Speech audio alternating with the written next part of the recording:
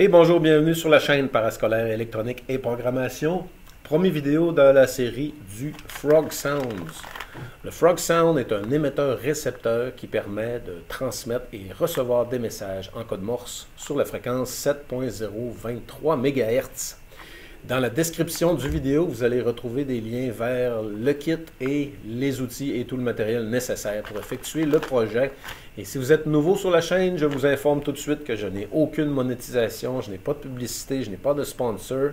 Si vous cliquez sur les liens que je vous donne, je ne reçois aucune compensation, je ne reçois pas de commission sur les ventes des objets ou des outils ou des kits. Je fais ça seulement pour le loisir et pour le plaisir. Donc, si vous avez suivi un peu la chaîne, vous avez vu, j'ai fait une série sur le Pixie. On ne l'a pas vraiment testé à fond, le Pixie, mais on sait qu'il fonctionnait.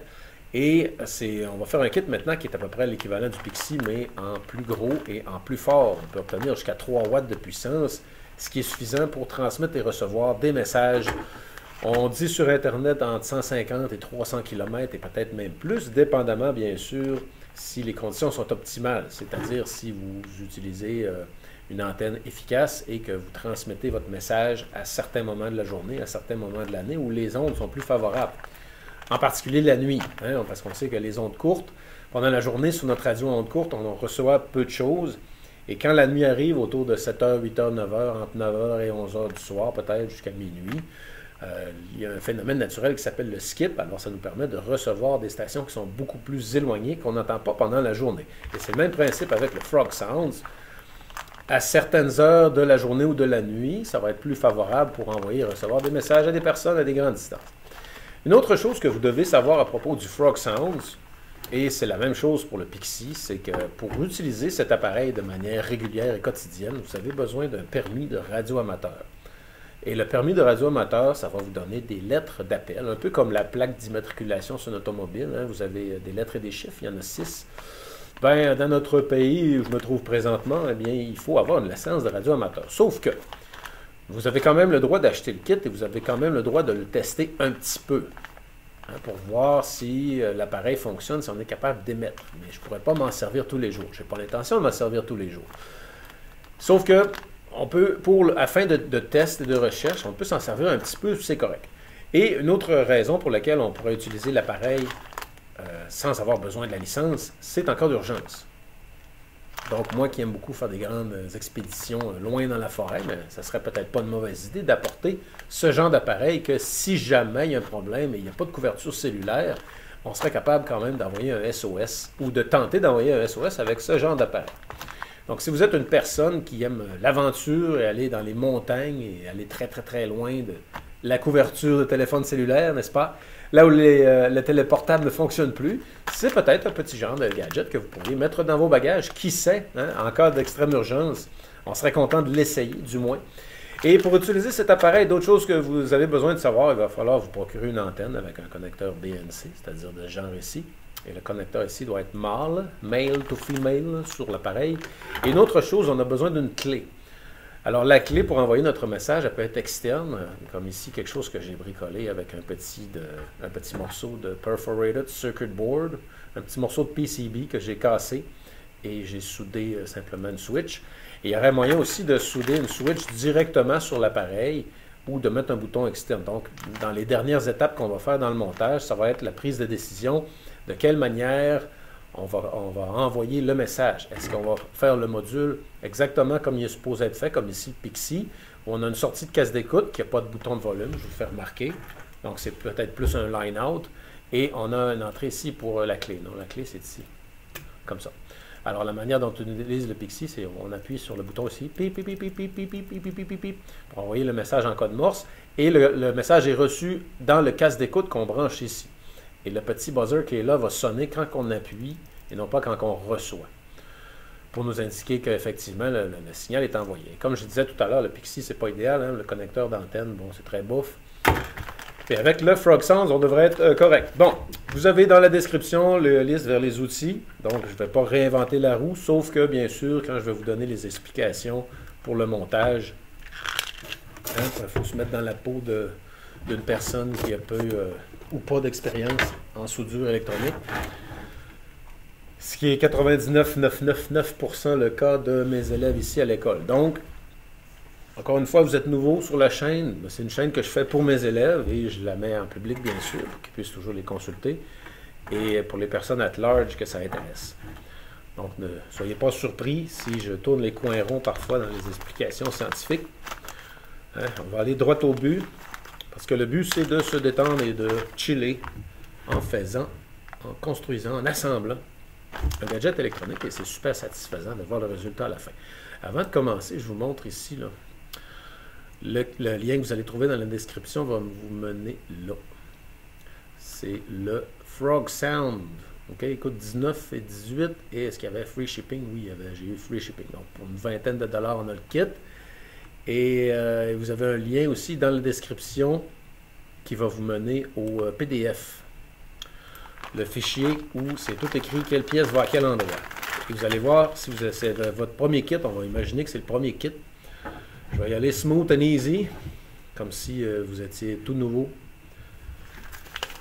Alors, voilà, vous êtes procuré les outils. Vous avez bien sûr un fer à souder, on va dire 60 watts.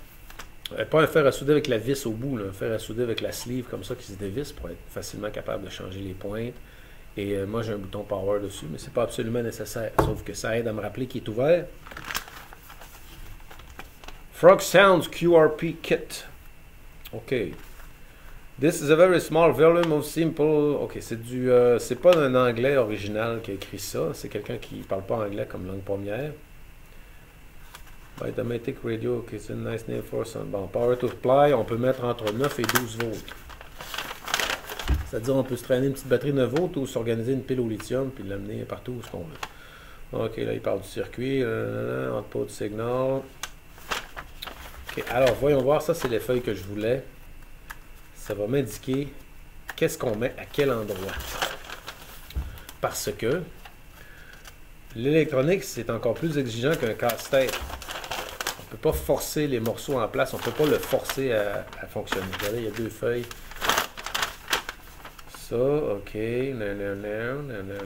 C'est toutes des choses déjà connues. Bon, ici, on nous explique que quand on pose un circuit intégré, il faut tenir compte de la notch. Puis la pin 1 est là, la 4 est là. Voilà, ça.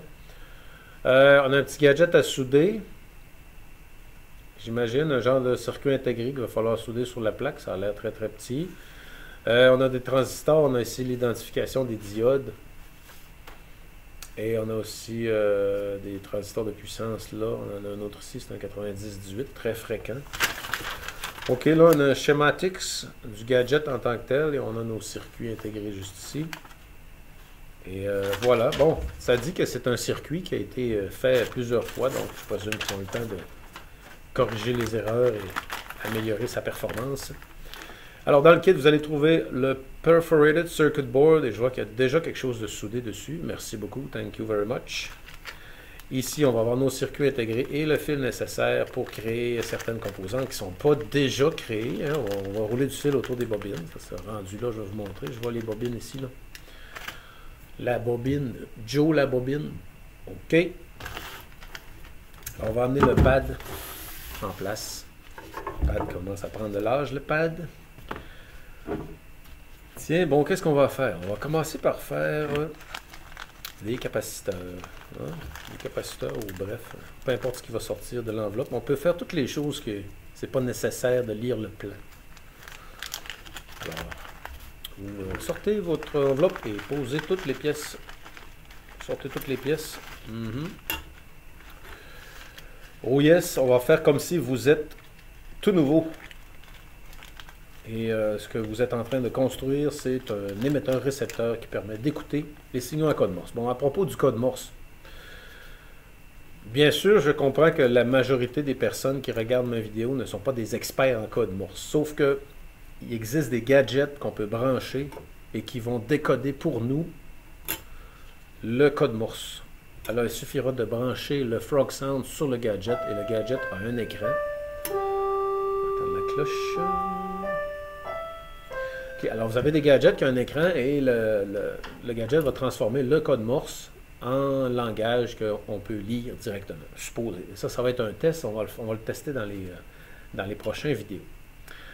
OK, alors les pièces que vous pouvez poser sans avoir besoin de consulter, d'abord il y a ici le cristal. Et le cristal comporte deux petites pattes de la même longueur. Et le cristal va aller dans l'ovale qui est ici, Y2. Et on voit sur le cristal sur quelle fréquence la radio va émettre. Et si je peux faire un zoom ici, c'est 7.023. Alors s'il y avait moyen de mettre un genre de socket qu'on pourrait changer de cristal, peut-être qu'on pourrait mettre sur d'autres fréquences. Mais là, on a 7.023.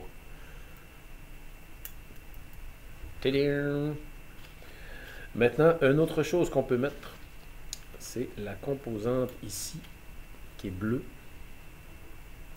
C'est une petite composante ajustable, il y a 3 pattes et on ne peut pas se tromper. Ça va là.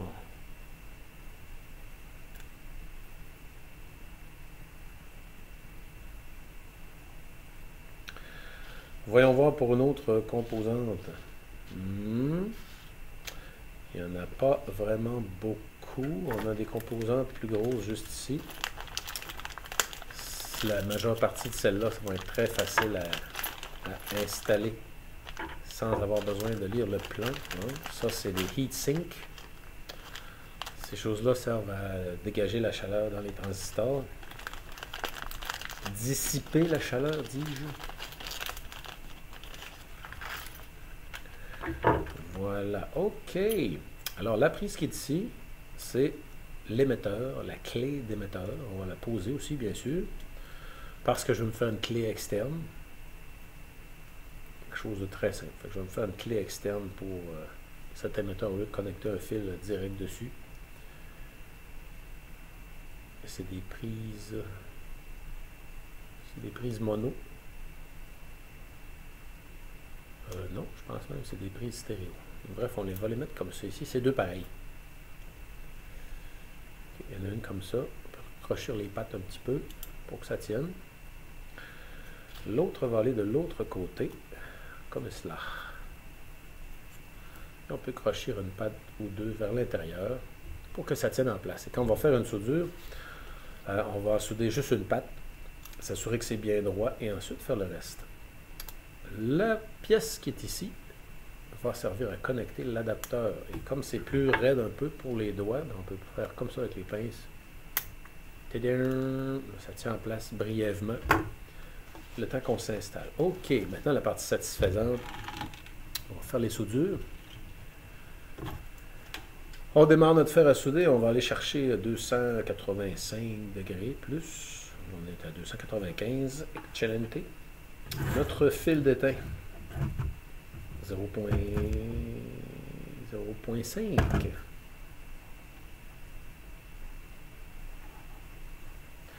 Alors allons-y pour la première soudure. On va souder la soudure qui permet de connecter le power supply juste ici. On va attendre un petit peu que le fer chauffe.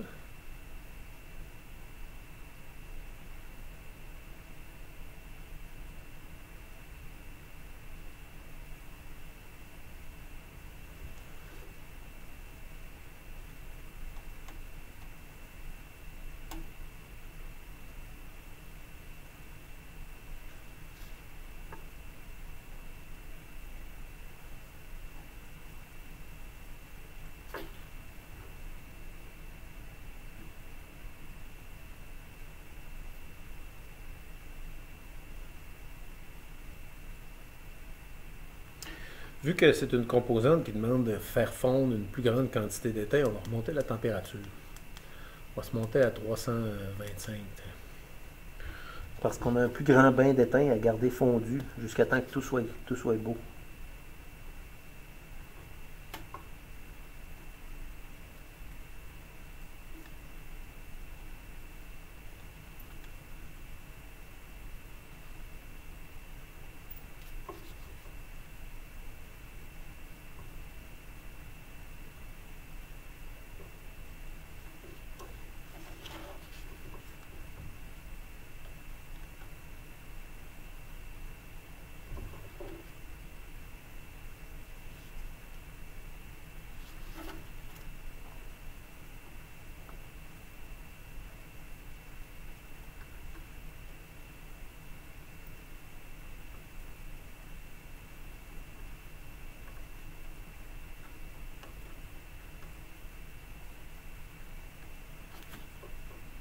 Et voilà, c'est fait pour notre première pièce.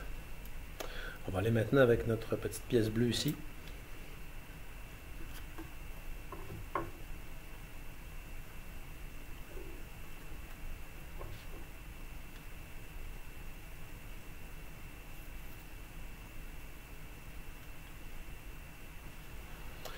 Et voilà, remarquez qu'elle ne va pas aller s'appuyer complètement sur le circuit. Maintenant, on va souder notre cristal en s'assurant que le cristal est bien assis sur le circuit. On va appuyer dessus, comme ça. Voilà.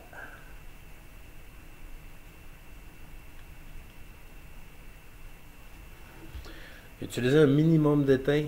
Regardez ça, des petits points. C'est suffisant. Maintenant, on va souder les deux connecteurs. Ces connecteurs-là sont identiques. On peut mettre un ou l'autre.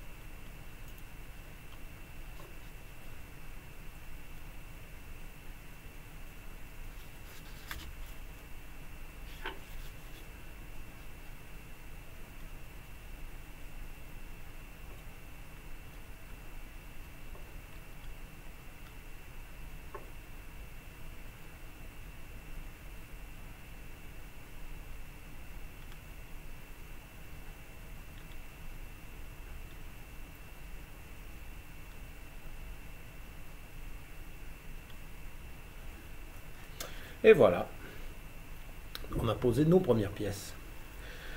Les pièces suivantes vont être les capaciteurs. Alors, il existe deux sortes de capaciteurs en gros. C'est les capaciteurs électrolytiques qui ont un petit baril comme ça. Et il y a une patte qui est plus longue, c'est la patte positive. Et la patte positive va aller dans, généralement, où il y a un carré, où ça va être la partie qui est non assurée ici. Et le côté où il y a du blanc ici avec un petit moins, c'est la patte négative, elle est plus courte. Et elle va aller du côté où c'est assuré en blanc ici sur les bords. Donc les capaciteurs, on va aller voir sur notre feuille et ça va nous indiquer des capaciteurs. Et des fois, il y a le symbole C et il y a le symbole CP. Alors le C, c'est un capaciteur électrolytique, comme ici par exemple. Non, excusez, c'est lui le CP. Okay. Alors là, ça dit que CP1, CP7, CP3 et CP4. Donc 1, 3, 4, 7, c'est de 100 ultrafaradés. Alors nos petits capaciteurs polarisés, hein, CP.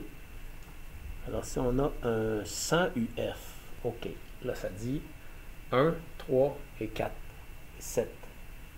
1, 3, 4, 7. On a juste 4 et là. Grande patte noire, petite patte section hachurée, comme ça. Là, je vais les choisir, ils ont tous l'air d'être pareils. 1, 3, 4, 7.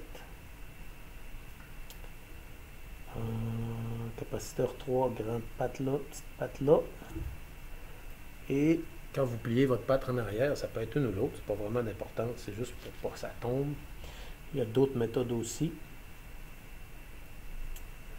1, 3, 4, 7, grande patte, petite patte.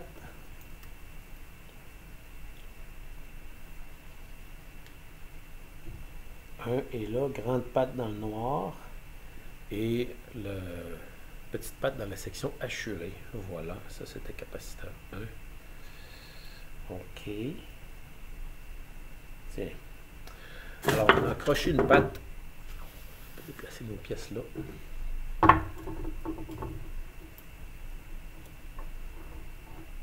Alors, allons-y pour la soudure des capaciteurs de 100 ultrafaradés.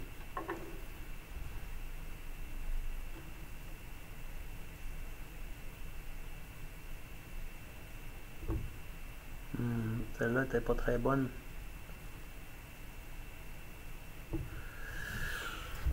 Éponge, éponge. Il faut chauffer l'anneau.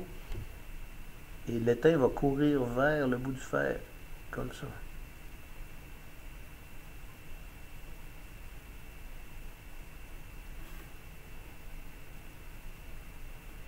OK, comment savoir si votre soudure est bonne? Si la soudure a la forme d'un petit cône, un petit cône bien shiny, c'est parfait. Si la soudure ressemble à une boule, méfiez-vous.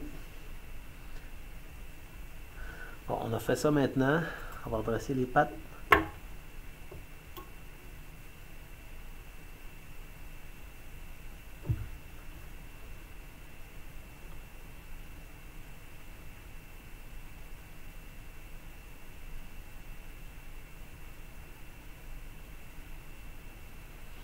Bon, pas mal du tout. Qu'est-ce qu'on fait maintenant? Coupe de cheveux. Cheveux de coupe.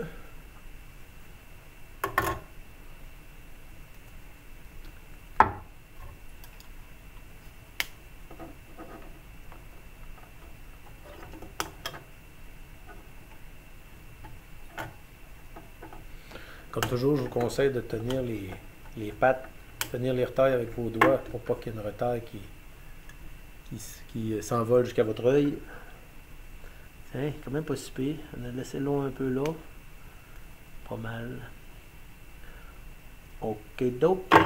Il y a une soudure à vérifier. Celle-là.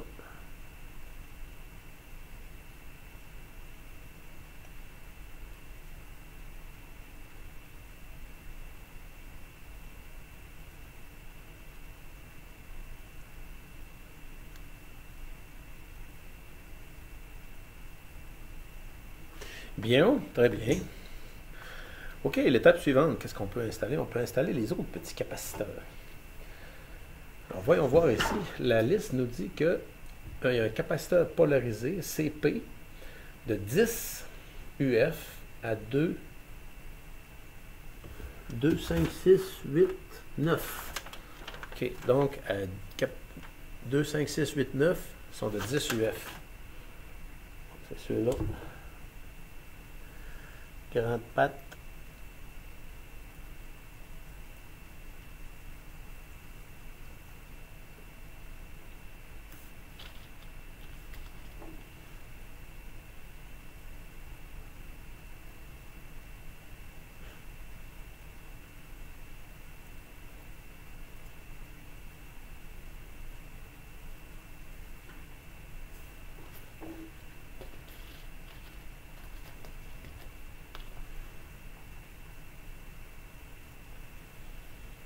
CP2, c'est lui.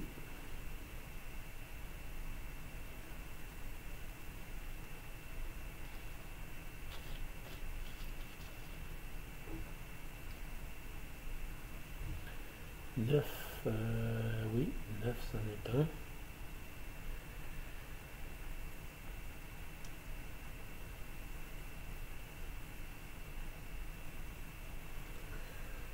Et ça donne à peu près ça. Et là, je pense qu'il n'y en a pas d'autres.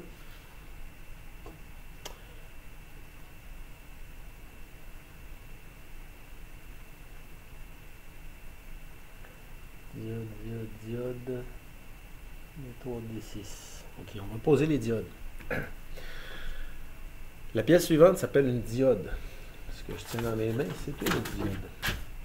Et cette diode-là, c'est une 4001. C'est une diode qui est quand même fréquente. Elle est noire et elle a une petite bande grise juste ici. Okay, elle est noire avec une petite bande grise. Donc, l'entrée va être ici à droite. Le courant va sortir et il ne peut pas revenir sur l'autre sens. Donc, la bande grise, ça bloque. Ça bloque le retour. Et pour l'installer, on va devoir la plier en deux comme ça. Pour installer son corps à la verticale.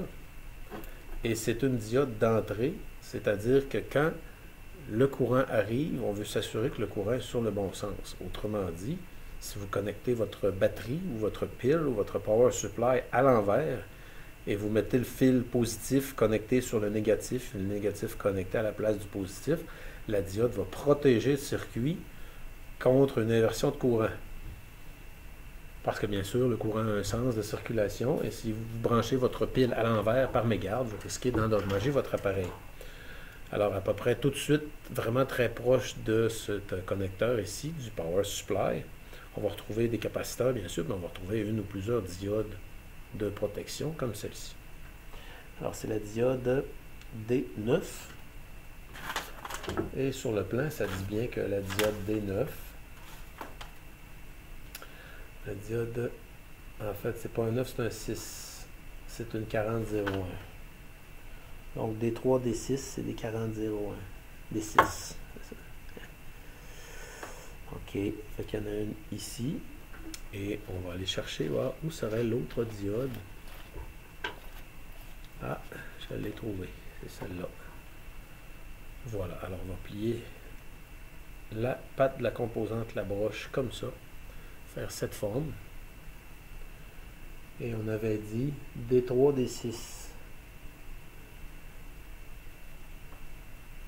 D1, D5. Le symbole est simple, il y a une flèche dedans.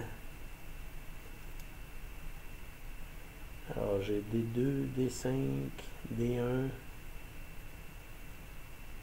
D3, c'est elle.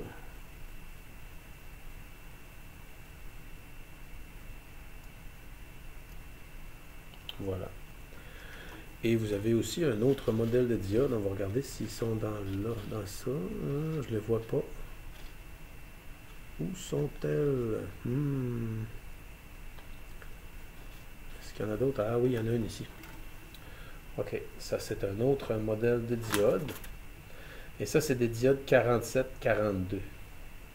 Non, c'est pas des 47-42, c'est des 41-48. Et c'est D1, D2 et D5. D1, D2, D5. OK. Alors, vous allez remarquer, il y a une minuscule ligne noire juste ici. C'est la sortie. Donc, on va mettre la sortie vers le haut quand on va la placer. Et cette diode-là, c'est D1, D2, D5. OK. Alors, je vois que ici, D1 est là.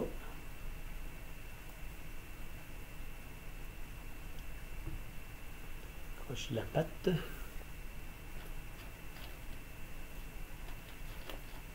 Alors, j'en ai trouvé l'autre. La ligne noire vers le haut. On plie comme ça. Et on avait D5 aussi.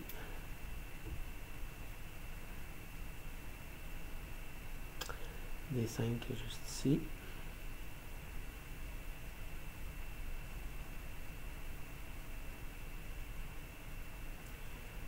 Tadam! Qu'est-ce qu'il reste comme diode? Il reste D7. D1, D2, D5.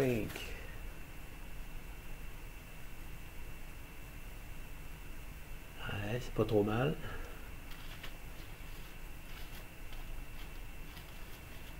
Il en reste une. Voilà, alors j'ai trouvé la suivante. D2, qui est juste ici, là. Donc on place le corps de notre diode vers le haut, comme ça. Et on va placer ça juste entre les deux composantes.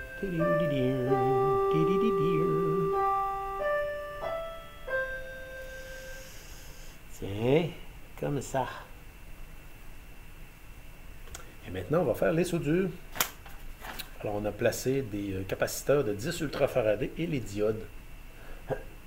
Il va rester d'autres diodes à installer, quelques transistors. Le reste, ça va être des résistances. Bien sûr qu'on va se garder vers la fin le marathon de résistance. Et quand tout ça va être fini, il va nous rester les bobines à faire, poser les grosses pièces. Donc, on va y aller ici. Pour notre émetteur récepteur Frog Sounds, j'ai vu sur certains sites qu'il existe déjà des boîtiers en aluminium et des boîtiers en acrylique pour ce module-là en particulier. Donc, si vous êtes intéressé à rendre ça un petit peu plus portable et mobile, ce que je vous encourage de faire, hein, parce que si on veut avoir des meilleures technologies que l'espion dans notre poche, il faut que des gens fassent des expériences, des tests, mais stimuler un peu la recherche et le développement.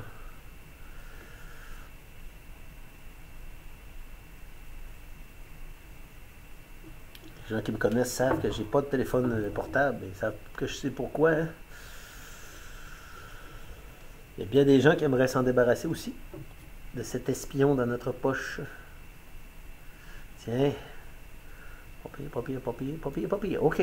On dresse les pattes. Donne la patte. Donne.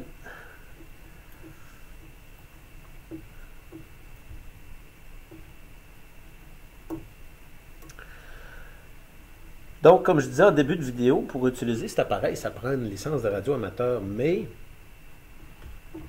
ça pourrait être quand même bien d'apprendre à envoyer un SOS en code Morse. Qu'est-ce qu'on dirait dans notre SOS? Il faudrait dire nos coordonnées géographiques. Coordonnées GPS.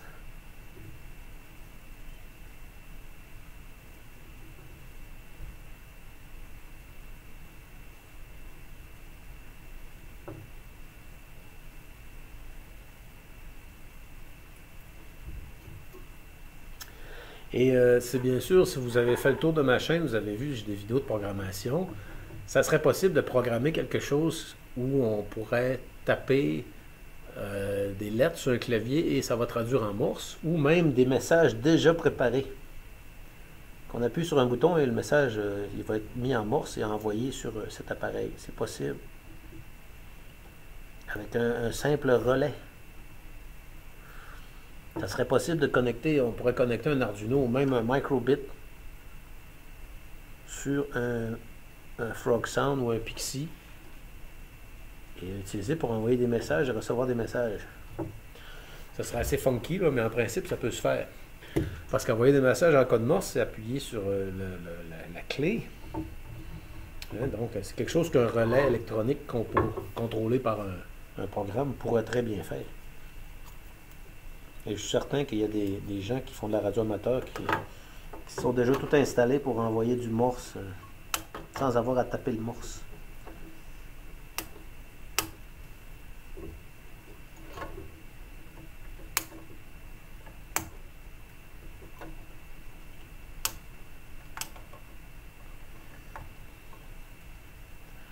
C'est sûr que quand vous allez utiliser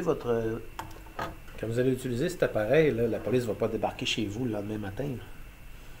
Mais si vous l'utilisez de façon quotidienne, tous les jours, pour envoyer des signaux qui ne veulent rien dire, bon, vous jouez des malins, vous pouvez finir par vous faire pincer. Parce que, bien sûr, il y a des appareils qui peuvent trouver la source d'un signal. C'est pas si mal comme ça. J'avais un capaciteur qui était très vilainement installé. Je vais le remettre comme il faut. J'avais honte de lui. Tiens. OK, pas pire comme ça. Bon, voilà. Alors, on a posé des diodes. Une autre composante maintenant, une petite composante peut-être un petit peu plus mystérieuse, ce serait celle-là ici. Qu'est-ce que c'est? C'est encore un capaciteur polarisé. C'est un capaciteur polarisé de 10 ultrafarad et le plan nous dit que il y a un capaciteur polarisé de 10 à C2, C5, C6, 2, 5, 6, 8, 9. Donc il en manquerait un. C'est lui qui est ici.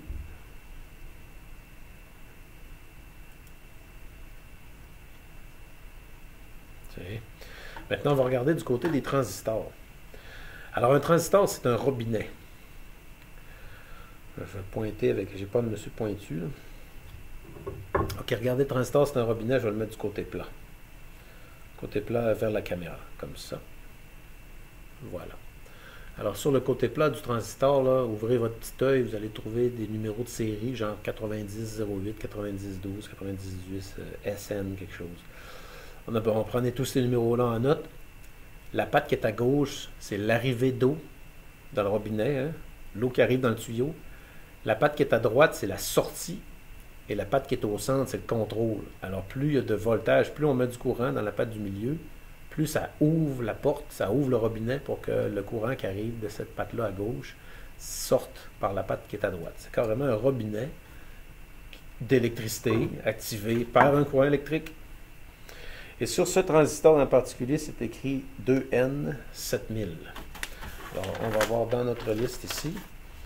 Alors, on a ici 2N7000 à Q2.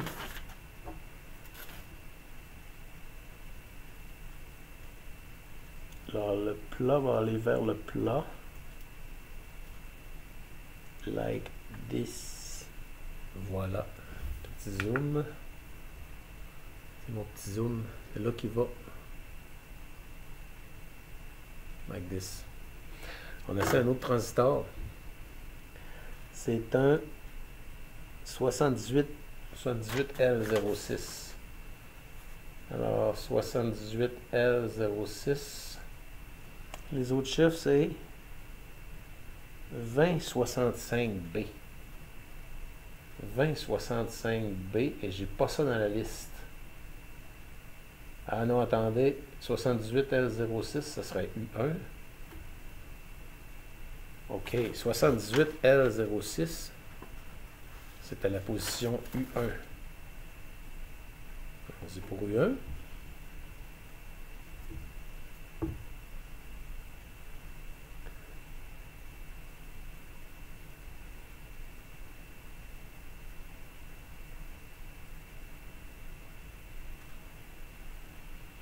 Est-ce que vous voyez U1 là-dessus? Là, je vois Q5, Q1, Q3.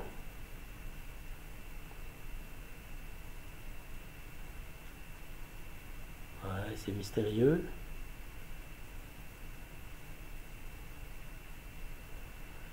Pas là, c'est sûr. U1, c'est là. OK. Le rond comme ça, le plat comme ça. Voilà, U1 juste là. On en prend un autre. Et le transistor qui nous dit SS8550. Sur le plan 8550, 8050, il y en a deux. Lui, c'est un 8550. 8550, c'est Q4. Alors, Q4, 8550.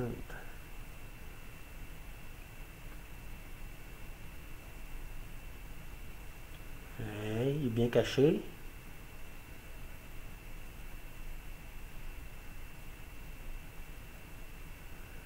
Il est bien caché. Ah, il est là. On l'a trouvé.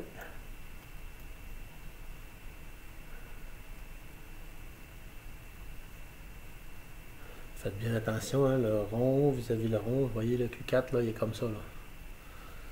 On en prend un suivant. Cette fois-ci, j'ai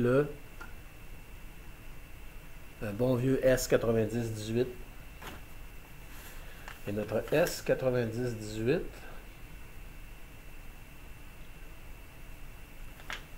où est-il dans la liste?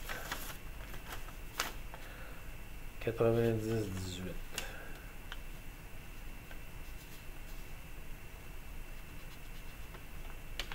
Il n'est pas dans la liste. M331.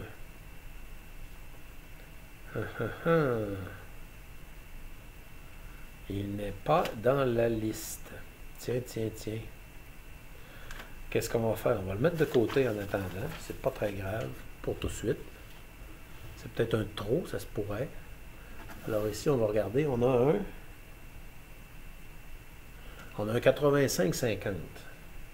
Et le plan dit qu'il y a un 85-50 à Q4.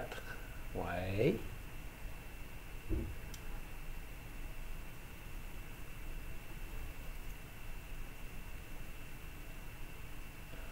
« 85-50. Il y en avait juste un, il était à Q4.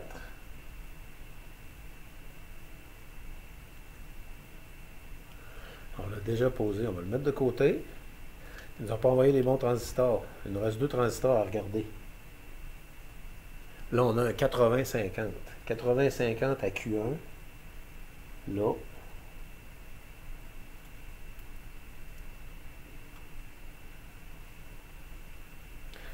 Et j'en avais vu un autre.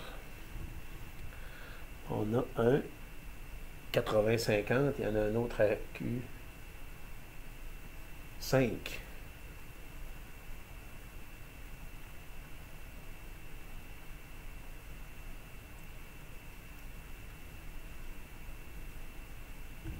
OK. Vous avez certainement remarqué que les transistors, il ne faut pas les mettre complètement à plat sur le board. Hein. Laissez-leur l'espace pour respirer. Et aussi, on n'a pas besoin de crochir les pattes, ça tient tout seul. Alors voici les soudures qu'on a à faire jusqu'à maintenant. J'ai vu qu'il y avait de la place pour un autre cristal aussi. Donc, c'était 2 cristaux identiques. Excusez-la, Y1 et Y2.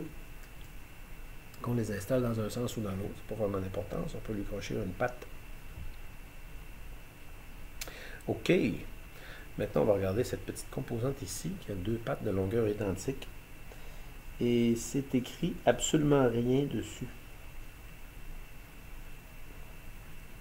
À part que d'écrit Ponji. Et là, selon toute vraisemblance, c'est un peu embêtant, c'est où ça va. Selon toute vraisemblance, où est-ce que ça irait? J'aurais tendance à dire là. Je suis pas certain.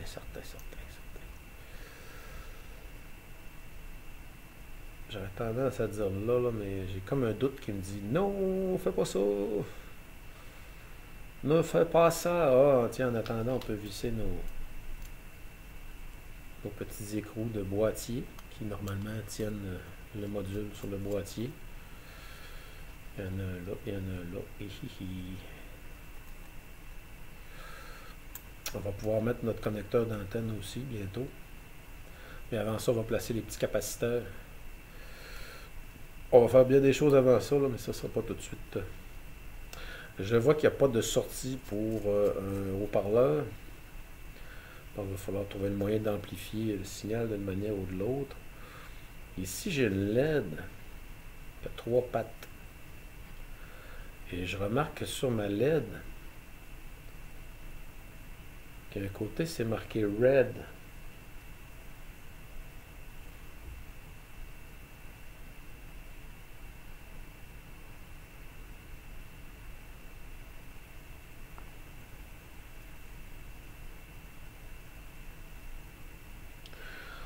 OK, il y a un côté, c'est Red. Et si je regarde ici sur la LED, là, vous allez voir qu'il y a une patte qui est un petit peu plus courte. Il y a la plus courte, la plus longue, puis la deuxième plus courte ou la deuxième plus longue. Alors, dans le plan, dans les plans qu'ils vous envoient, vous n'avez aucune référence par rapport à cette pièce-là en particulier. Il n'y a vraiment aucune référence. Ben, il y a des choses qu'on pourrait faire avant ça, disons, le contrôle de volume qui est ici, on peut simplement le poser. J'essaie de trouver son endroit pour le poser. Là. Ce serait-tu là? Oui, c'est là, ça va, comme ça. Ça n'a pas le choix, juste lui. OK, fait qu'on va poser nos pièces comme ça, puis après ça, on va jeter un coup d'œil sur nos schémas pour placer le reste, parce que là, je vois qu'il y a d'au moins 2 transistors, soit que c'est des erreurs, ou qu'on peut les mettre là quand même, ou que c'est un surplus de pièces.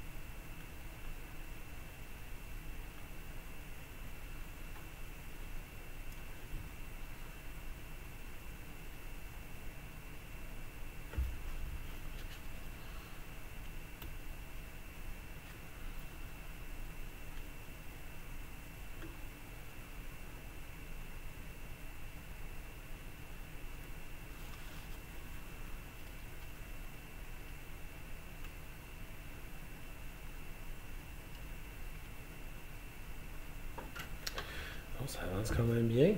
On va utiliser la 3e main pour vous donner la vue la plus satisfaisante. Comme ça. Allons-y.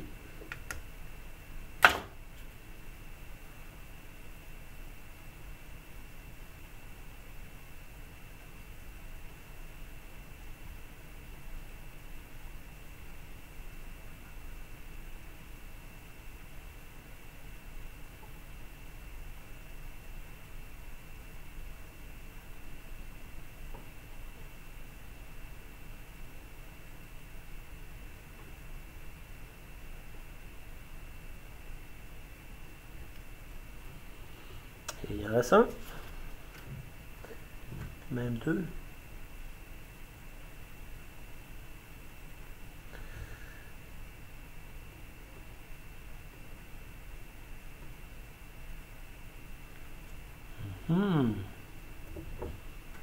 Tiens. Hey, c'est pas mal du tout. Vérifier 2 fois, 3 fois, 4 fois avec les transistors. Jeter un coup d'œil pour être certain que le rond est vers le rond et le plat est vers le plat.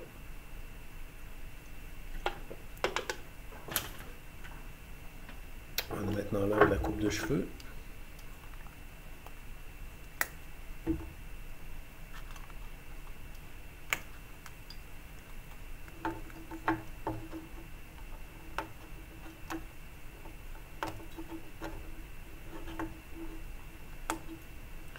So many years since I've seen your face.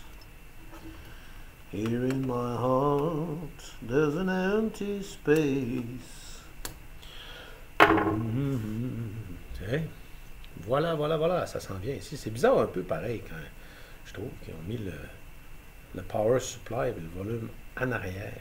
OK, I guess. Donc, j'imagine que cette horrible chose va être un transistor qui va se pointer à quelque part. C'est ça que je comprends pas. C'est où sont les... Something weird. OK, là, si je comprends bien, il va y avoir un transistor qui devrait être à peu près ici, avec son heat sink qui va être là. N'est-ce pas? Et là, on avait une diode à D2. Est-ce qu'il reste des diodes dans ça? Je vois des résistances. Mais je vois pas la diode de D2. Regardez ici, là. Ah non, c'est D7. Regardez D7 qui est là. C'était quoi? D7, c'est une IN4742.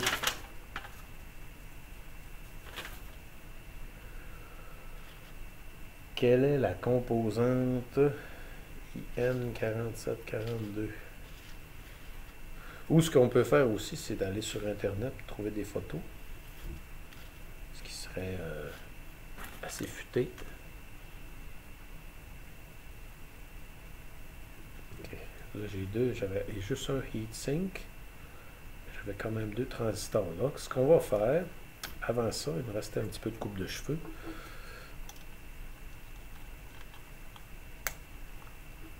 Voilà. Bon, maintenant, l'étape suivante. On va regarder avec nos chip sockets. On va aller voir pour nos chip sockets. Alors, on a ici du fil qu'on va devoir rouler, faire une bobine plus tard. Plus tard à l'émission. Et ici, on a notre chip socket. Donc, ça va être très simple vu qu'il y a juste une chip et juste un socket. On ne peut pas se tromper. Sur le socket, vous avez une petite coche ici dans le plastique, comparativement à l'autre côté qui est complètement lisse. Là, il y a une coche. Donc, sur le plan, on va trouver où se trouve la coche sur le plan, c'est-à-dire là. On met ça là. Voilà, peut-être utiliser des mini-pinces pour mettre tout bien droit. Assurez-vous que la pièce de métal qui va recevoir le circuit intégré est en place. Les 8 pièces sont bien en place. Alors, j'essaie d'utiliser mes doigts pour rapprocher les pièces ici comme ça. La notch vis-à-vis la notch. Et on est prêt à souder le premier socket.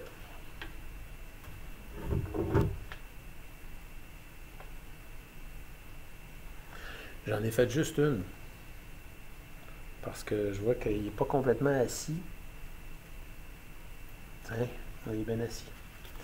Il est bien assis comme Benny, bien assis.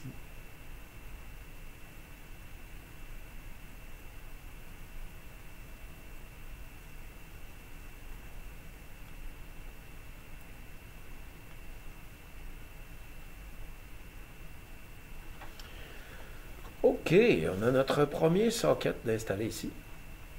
Et on va installer notre deuxième socket. On peut mettre la chip tout de suite. Voilà. Et on va faire très attention, c'est une LM386. Donc, c'est une pièce d'amplification qui va amplifier le signal qui va aller dans le casque d'écoute.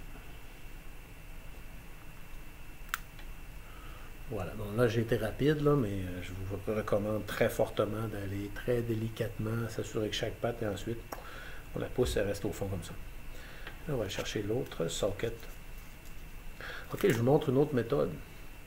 Si vous êtes vraiment bon, là, vous pouvez laisser votre socket dans le petit mousse, comme ça. Et ensuite, on aligne la notch avec la notch. Alors, lui, la notch est là, ça, la notch est là, comme ça. Et en principe, voilà, j'ai réussi. OK. C'est peut-être parfois plus confortable de la mettre, la chip, dans le socket avant de tout installer. On s'assure un petit peu d'avoir moins d'erreurs possibles. C'est une petite patte de tôle qui ressort, puis vous commencez à jouer là-dedans, c'est plate. OK, comme ça. Donc voilà, j'ai placé mon deuxième. Et comme d'habitude, je vais juste faire une seule soudure, juste pour dire que ça tient en place.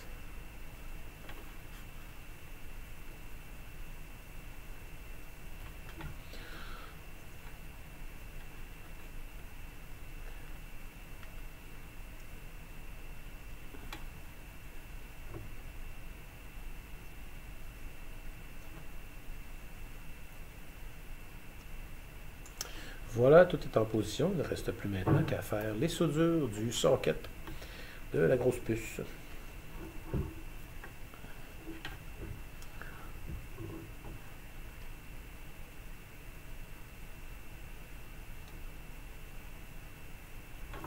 Deuxième pince, s'il vous plaît, merci.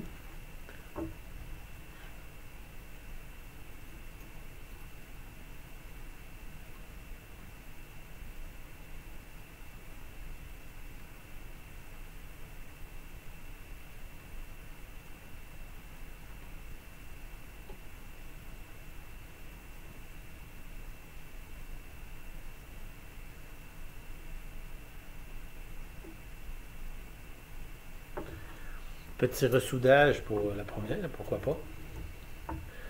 Et voilà, on a quand même bien avancé sur notre module. Et je regarde là, on a encore le temps de faire quelques petits trucs avant de se rendre à 1 heure. Bon, là, on va poser les transistors. Et c'est des transistors qui ont besoin de dissiper leur chaleur. Et c'est pourquoi ils vont nous donner un genre de petit caoutchouc comme ça, là. Alors, la manière de procéder, c'est qu'on va mettre le petit caoutchouc comme ceci. Et on va poser le bon transistor. Et ce transistor-là va se poser à la position, attendez que je regarde. Ça ressemble à être Q3. OK, Q3. Fait que là, Q3, c'était. Q3, c'est le D882. Notre D882, est-ce que c'est lui qui a le métal dessus? Ça, c'est lui. OK, vous voyez, il y a une partie qui est en métal. Alors, la partie qui est en métal va aller comme ceci. Non, sur l'autre sens. Est-ce que c'est du côté de la vis? Ou bien non, c'est de l'autre côté. Est-ce qu'on le visse? Est-ce qu'on l'installe comme ça? Ou on l'installe comme ça? Comment savoir? Eh bien, mes chers amis, le côté où il y a le métal, c'est le côté qui doit toucher le heatsink. Le métal est justement là pour que la chaleur puisse se dissiper dans le heatsink. Donc, vous prenez votre petite vis comme cela, vous placez la vis dans le transistor et vous passez la vis au travers du caoutchouc, comme ceci. Et là, la réponse à la question, c'est où va le métal? Le métal veut dissiper la chaleur. Si on n'avait pas eu besoin de dissiper la chaleur, on n'a pas besoin de mettre un contact électrique, mais le métal aurait été recouvert de plastique. Et là, il n'est pas recouvert de plastique, justement pour qu'il y ait une meilleure dissipation de chaleur. Et on va visser notre vis comme ça. Voilà.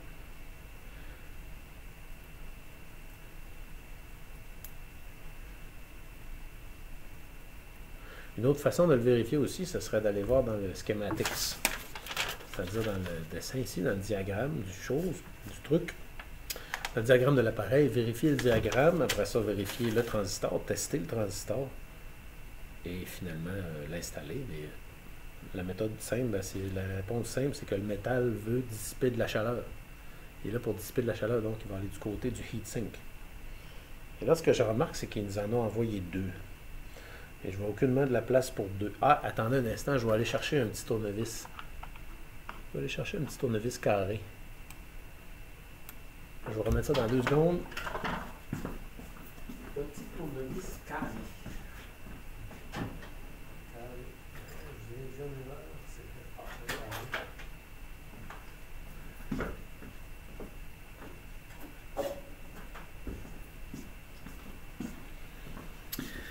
Ah, les amis, je vous ai induit en erreur. C'était pas un carré qu'il fallait, c'était une étoile. OK. Tournevis étoile qui va appuyer la partie métallique du dos du transistor.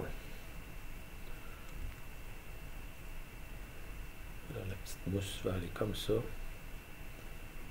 Ça va comme ceci. Tiens. Et la mousse va permettre d'isoler électroniquement aussi les pattes de la surface de métal de notre transistor. Et on va les poser ça ici comme cela.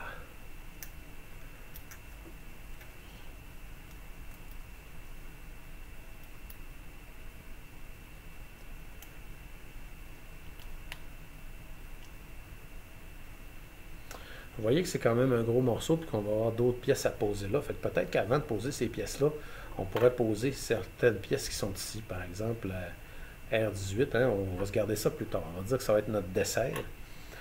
Parce que je remarque que ça va être plus difficile d'aller poser les pièces là. Ça va être un petit peu plus tannant. OK, maintenant, est-ce qu'on avait de la place pour mettre l'autre transistor? C'est une bonne question. Regardez-moi ça, là. Le transistor qui est ici. C'est de la même force, mais bon.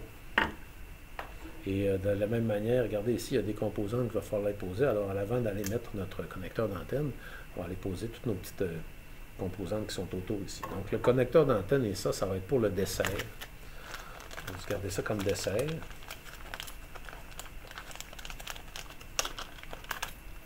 C'est comme cela. Et pour notre dessert aussi, on va devoir faire une bobine avec la petite bobine qui est ici.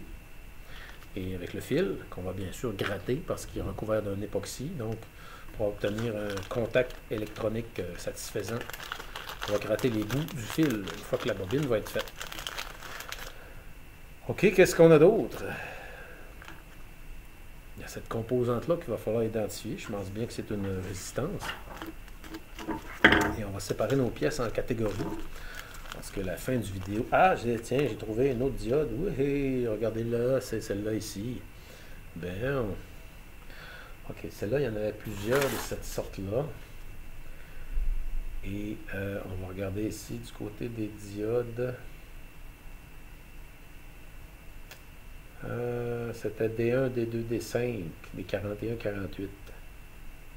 Il y a une 47, 42 aussi.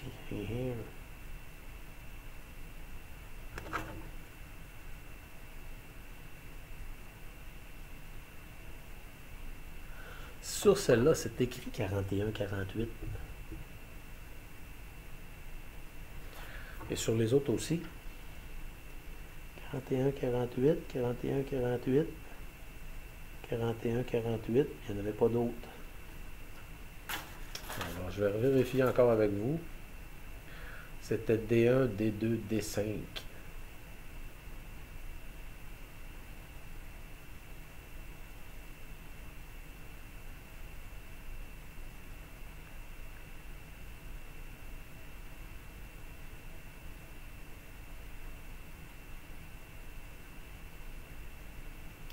Et c'est tout écrit 41, 48.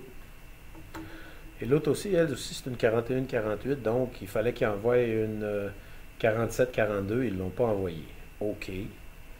On met ça dans les pièces de côté. On va séparer nos pièces avant de partir. Et avant de partir, est-ce qu'on avait des soudures à faire? Ouais, peut-être une. Bon, alors allons-y avec les capaciteurs. On va séparer nos capaciteurs céramiques. Okay, ça va être le sujet du prochain vidéo, du vidéo numéro 2. On va poser capaciteur et résistance. En fait, finir le kit. Une heure par session, c'est très raisonnable.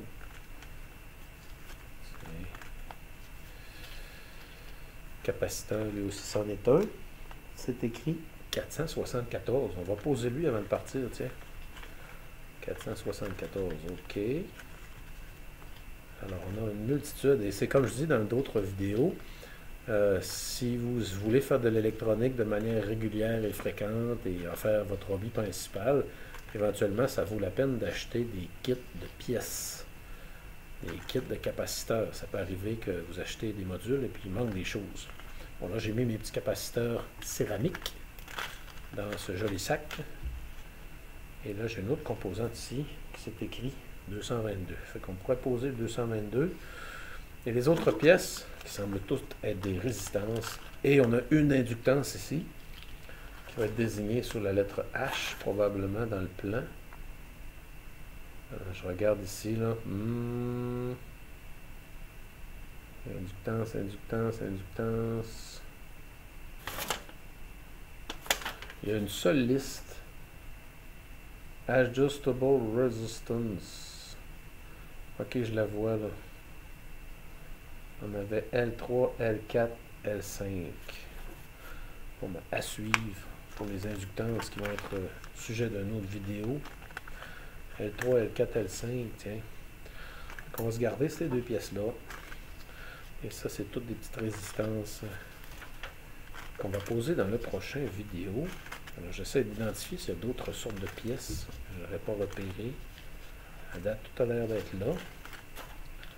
Ça, c'est toutes des résistances, bien sûr. Résistance, résistance, résistance, résistance, qui sont des pièces non polarisées. Et là, j'ai un transistor de surplus. Et je regarde là. Je remarque pas aucun... Non, je remarque pas aucun double. C'est aussi un... C'est un 882. Et sur le plan, il en utilise juste un. Ok, il faut que j'avais lui de surplus. On va le mettre là. Une autre bobine aussi. Il va falloir faire deux bobines. Les composantes qui sont ici, vous allez pouvoir tout de suite les installer. Là. On a le petit washer, après ça, comme ça. C'est une drôle d'idée de mettre le contrôle de volume en arrière ou en devant l'appareil, bizarre, mais pas très grave. Et on va finir notre vidéo maintenant avec l'installation de deux capaciteurs. On en a un ici, c'est écrit 474, et sur le plan, c'est le capaciteur 20.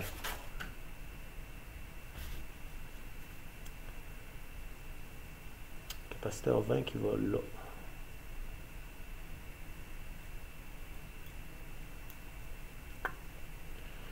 Et on va se faire un autre capaciteur aussi. C'est un 222. Et le 222, il y en a juste un, c'est le capaciteur 7.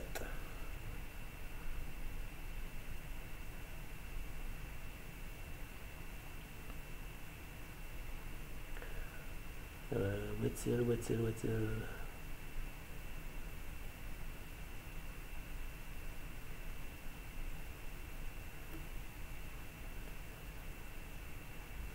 Ah, juste là.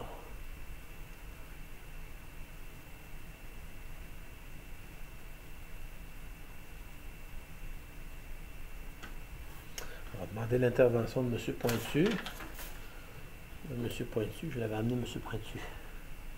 Vous ne connaissez pas M. Pointu, c'est connu de tous les enfants qui font de l'électronique. Mister Pointu. Bon. Ah, short. Short pas bien.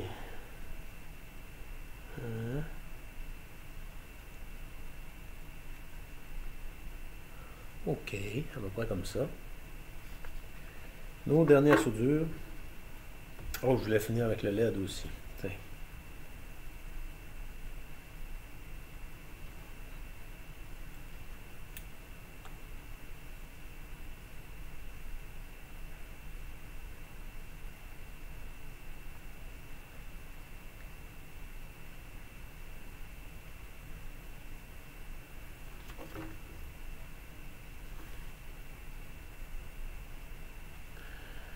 Il refuse d'être satisfaisant. C'est presque ça.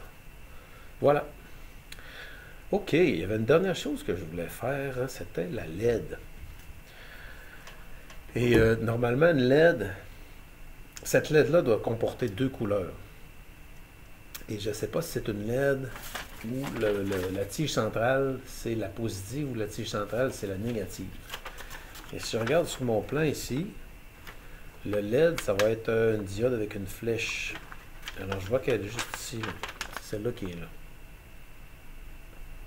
D'un coup, c'est green, d'un coup, c'est... OK, bon. Il y aurait différentes façons là, dont on pourrait la tester, là, mais ce que je vais faire, c'est que je vais aller chercher en ligne. On va aller voir en ligne à quoi, ce serait quoi la polarité. Alors, je vais marquer 3 legs LED.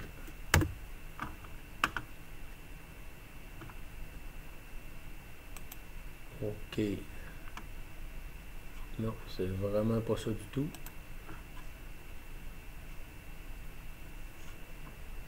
Three legs LED, which is positive. OK, là, ils vont nous donner le longer LED is the positive side. Parce qu'il y a un sens pour le mettre. Ouais. LED Polarity Basic Guide.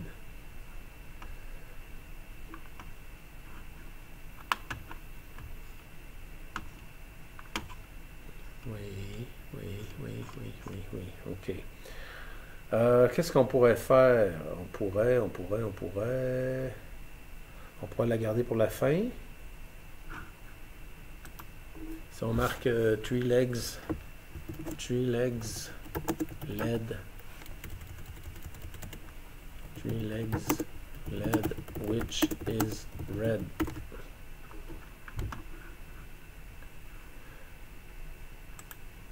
Which leg of the leg is positive?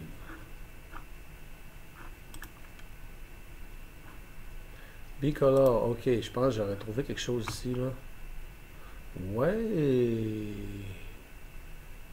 Formidable. Ok, je vais vous le montrer. Hey, je l'ai trouvé. Tiens, c'est ça. Tadam! Ok, on va aller voir ensemble. Excusez-moi ici. Là, ça nous dit que la verte, c'est la plus courte. Donc, la rouge, c'est la plus longue. Et flat. Flat va être du côté rouge. Tiens, je viens d'apprendre quelque chose. Avez-vous appris quelque chose? J'ai appris quelque chose. C'est que flat va du côté rouge. Alors, sur votre LED, comme ça, présentement ici, à ma droite, c'est la deuxième plus courte. La plus courte est à gauche. À droite, il y a un côté plat sur le boîtier et c'est là qu'il y a rouge. Donc, sur votre montage, vous allez mettre ça comme ceci. Voilà.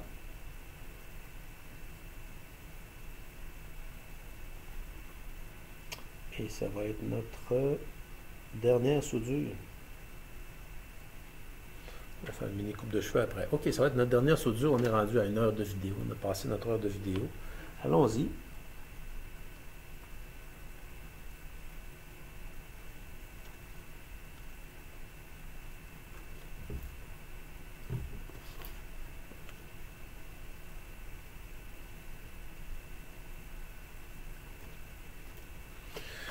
Et c'est terminé pour aujourd'hui. On a fait quand même beaucoup de progrès dans notre module, le Frog Sounds. Et si la qualité de réception est meilleure que l'autre, ben, ça va être encore plus efficace pour le gadget qui transforme le code Morse en alphabet. OK. Alors, je vais faire un petit topo. Voilà. Donc, dans un des sacs, j'ai mis toutes les résistances avec le reste des pièces mélangées. Dans l'autre sac, j'ai mis les capaciteurs en céramique, uniquement. Dans le troisième sac, les grosses pièces qu'on va poser à la fin, pour que ce soit plus facile de poser les petites pièces. Les petits sacs ici, je les passe à la poubelle. Et le module va subir sa coupe de cheveux de la journée. Comme ça. Et comme ça. Voilà. En terminant, je vous rappelle, n'oubliez pas d'éteindre votre fer à souder. Et un petit coup d'œil sur notre table de travail, où est-ce qu'on en est. Voilà, comme ça. Like this. Tiens, pas très chic, là, mais si j'avais 2 caméras ou plusieurs, je pourrais avoir des caméras bien installées. Ce ne serait pas l'éternelle réinstallation des webcams.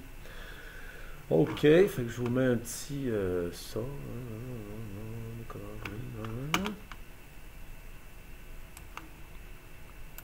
Bien, on achève, on achève. Ok, alors on a terminé pour aujourd'hui. Et voici où nous en sommes. La caméra tombe pas trop. Voilà, ok. Alors notre module Frog Sounds ressemble à ça jusqu'à maintenant. Après 1 heure de travail, hein, on n'a pas travaillé à toute vitesse possible, mais une vitesse raisonnable. Les soudures, bien sûr, vont toutes être révisées visuellement, une par une, réexaminées avant qu'on fasse les premiers tests. Parce qu'une soudure mal faite pourrait même entraîner un bris quand on va arriver le premier test. Il faut que le contact se fasse bien partout. On a mis notre capaciteur céramique dans une enveloppe, les grosses pièces dans une enveloppe, c'est-à-dire le connecteur d'antenne, le transistor avec la partie en métal envers le heatsink, et quoi d'autre, les 2 petits rouleaux de céramique ici, et la bobine de fil cuivré, fil de cuivre enrobé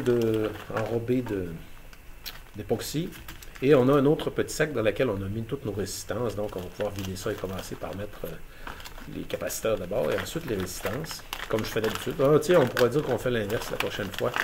On va mettre les résistances en premier et finir avec les capaciteurs. Et le bonbon, ça va être connecté, le fil d'antenne. Donc, c'est tout pour le premier vidéo. Hein? La cloche a sonné, le cours est fini. Dans les prochaines vidéos, vous aurez vraiment besoin d'un multimètre. J'utilise le Mastec MY68. Encore une fois, c'est pas de la pub.